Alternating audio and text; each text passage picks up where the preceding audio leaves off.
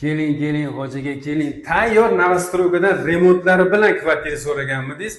Hol qismini ko'rishingiz mumkin. Kirishingiz bilan bu odam mana stroyniy shkaf qilish imkoniyati bor.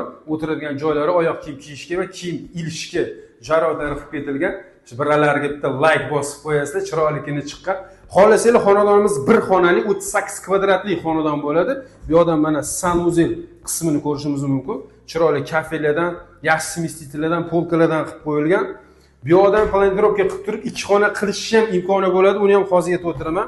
Bu yoqdan ko'rishimiz mumkin. Bizani ayollarning sevimli bo'lgan oshxona qismimizda yaxshi aboylardan yopishtirilgan, mebel uchun mana joylari qo'yib ketilgan, chiroylikini vitishkalar uchun ham do'stiplari qoldirib ketilgan, chiroyli lyustralar va bu yerda balkon qismimizda balkondan ham unumli foydalansa bo'ladi.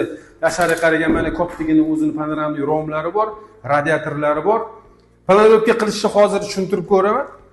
Hozir mana bu yoqdan zal qismini ko'rishimiz mumkin. Zalimizda ham o'lcham kattagina, yaxshi eshiklardan qo'yilgan, e'tibor berib qo'yasizlar. Bu yoqda mana TV zonamizda chiroylikini svetlardan qo'yib qo'yilgan, chiroyli lyustralardan qo'yilgan, konditsioner uchun do'stiplari ham qo'yib ketilgan. Agar ikki xona qilish yo'li, masalan, kirishingiz bilan shu yerda bu yoqqa mana kuxonli mebel yasatsangiz, buni yonginasida bu yerda mana stroyniy shkaf yasatadigan bo'lsangiz, shunda bu xonamizni, holimizni studiya formatda kuxnya bo'ladi. Va yonimizda bu yoqdan ota-onalar yotoqxonasi qilib qo'ysa bo'ladi. Agarda ikki xona qiladigan bo'lsangiz, bu yotoqxona sifatida agar foydalanadigan bo'lsangiz, yonidagi xonani zal hisobida foydalanasiz.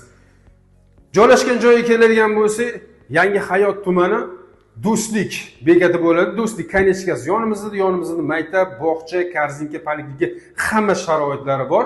Xonadonimizda bir xonali 38 kvadratlik 9 qavatli dom 6 qavatida joylashgan bo'ladi. Narxi 45 ming baholanyapti. Kelishadigan joyi bor. Nomer qoldiraman, telefon qo'yasizlar.